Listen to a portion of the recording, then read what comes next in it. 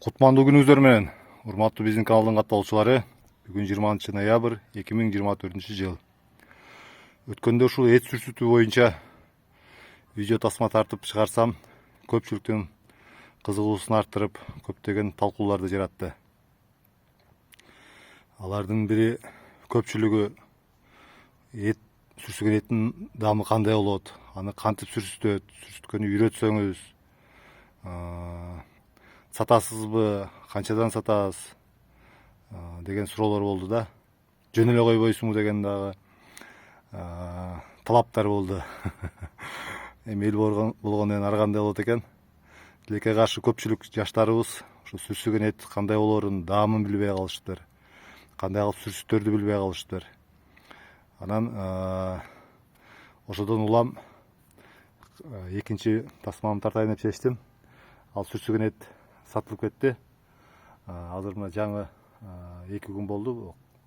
Дагы бир кой союп, этин астык.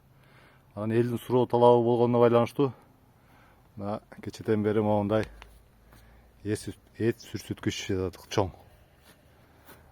Бүгүн жасап бүттүк, бош калбасын деп ичине атайын наарындын, топозунун эттерин алып келип сүрсүттүк базардан. Бул жерге эшик жасап койдук. Ичине кирип. Так. Топоздун эттери, чучук. Таза чучук жасадык. Чучукта сүрсүтүп атабыз. Сапсары болуп майлары. Бул болсо койдун аркы эттери экен, бери төштөрү. Койду бүт 12 жилеген төш, карчыга, куймулчак баардыгын сүрсүтүп атабыз. Кандай кылып сүрсүтөбүз деген, мунун эч кандай кыйынчылыгы жок. Жакшылап туздаш керек. Дагы анан айдарым шамал болгон жерге ийдиш керек. Чымын-чиркей болбош үчүн моундай кандай дейсиңер,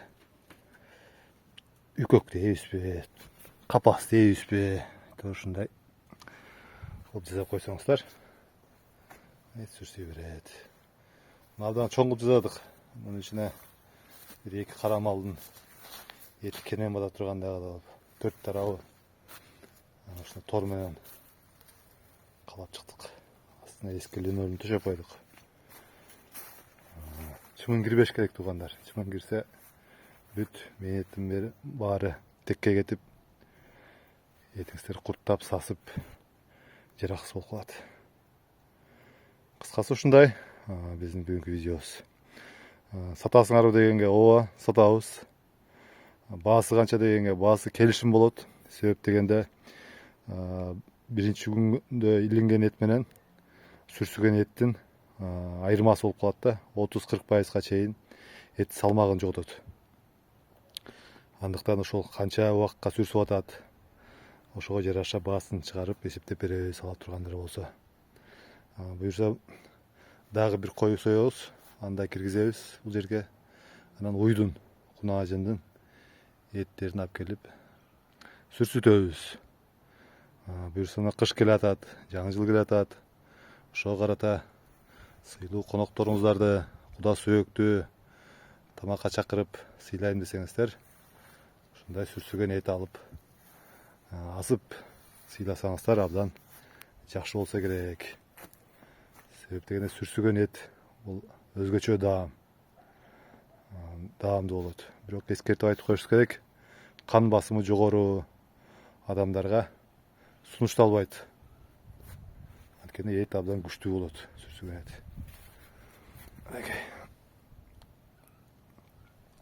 Карчыгаларына чейин, куймулчактары, куйруктары бүт сүрсүп атат. Буюрса 1-2 жумада дайын болуп калат. Кыскасы ушул туугандар. Кайрадан эфир аркылуу жолукканча сак саламатта болуңуздар. Кимге кызык болсо лайк басып, комментарий жазып, бөлүшкөндү унутпаңыздар. Пайдасы жок, ачууга тие турган комментарийлер жазбай эле коюңуздар. Өтүнүч.